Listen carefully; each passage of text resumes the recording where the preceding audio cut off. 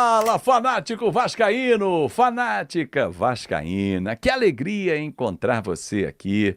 Seja muito bem-vindo, deixa o seu like, comenta e compartilha, mandando para geral o nosso conteúdo, se inscreve no nosso canal, que é a sua casa. Eu tô feliz da vida de ter você aqui, fazendo companhia diariamente. Bom, vamos falar sobre o David, o DVD, que está encantando nos treinamentos, está chamando muito a atenção também. Falar sobre Garré, sobre zagueiro e Coutinho, camisa 10. Anotei todos os temas aqui para não esquecer e bater papo com você. E tem notícia boa aí para o torcedor. Finalmente chegando o primeiro reforço para a equipe do Vasco. Vamos falar também da demissão do homem do marketing do Vasco da Gama, preparação para o jogo de sábado lá em Natal, entre outras notícias também. Muita gente pergunta assim, Azevedo, eu recebo muito essas perguntas nos comentários, nas lives. Pô, e o Garré? Esse Garré não joga nada. Pô, que enganação, que não sei o quê. Gente, olha só. O técnico Fernando Diniz está conhecendo um pouco mais de perto alguns jogadores, dentre eles o Garré. Em várias entrevistas, o Diniz já foi muito claro, né? Ele, pós-jogo, ele sempre falava, quando questionado sobre o Garré, dizia, olha, eu não tive muitas informações, não vi muito sobre ele, mas quero observar um pouco mais de perto, o que é legítimo, o que é honesto da parte do próprio Diniz fazê-lo, né? E é isso que ele está fazendo. Durante esse período de treinamentos, né, até o jogo oficial, dia 12, contra o Botafogo, atenção, torcedor, dia 12, lá em Brasília, o Vasco tem o amistoso amanhã, lá em Natal, diante do Montevideo Wanderers, do Uruguai.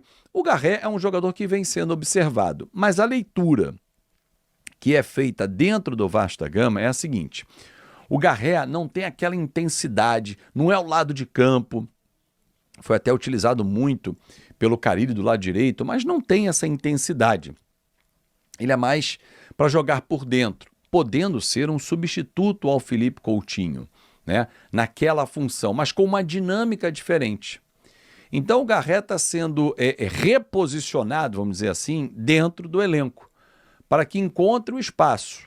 Então é um jogador que o Diniz está tentando encaixar dentro dos movimentos que ele entende que são importantes para o Vasco da Gama.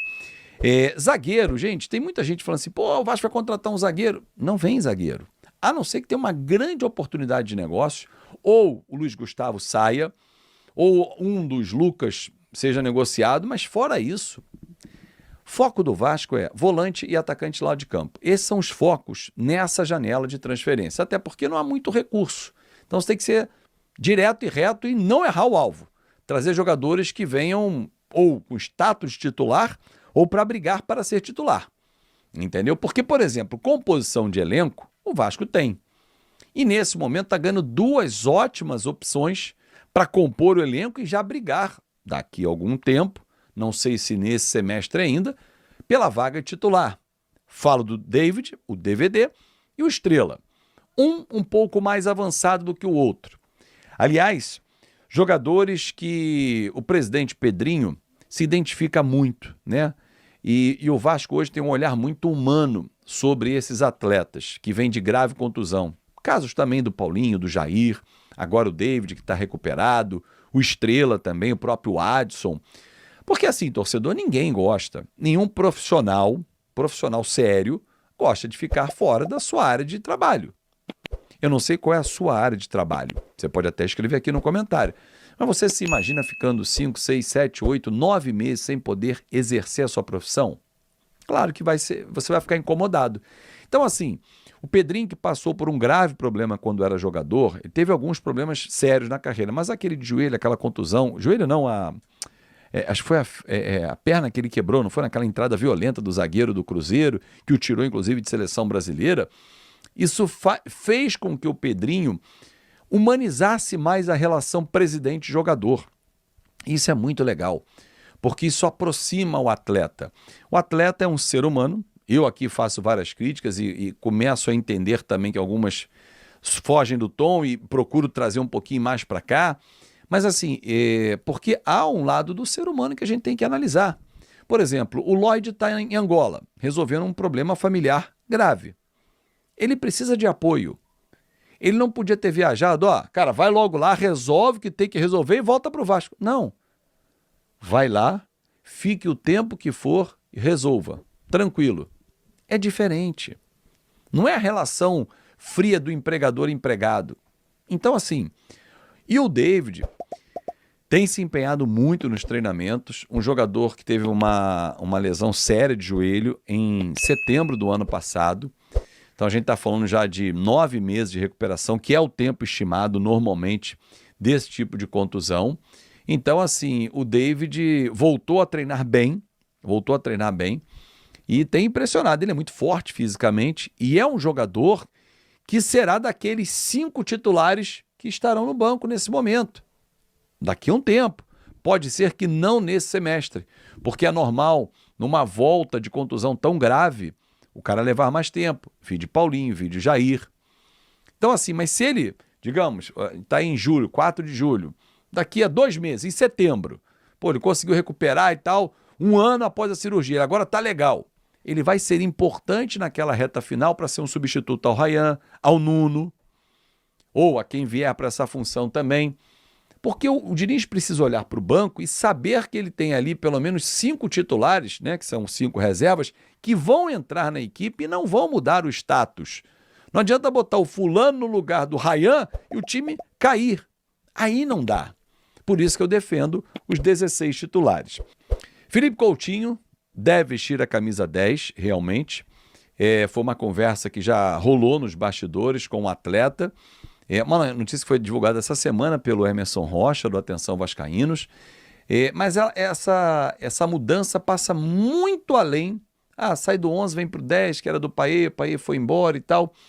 Passa por algo maior, é um símbolo maior. É um símbolo de responsabilidade, é um símbolo de mais crescimento, de entrega que ele está tendo e de reconhecimento.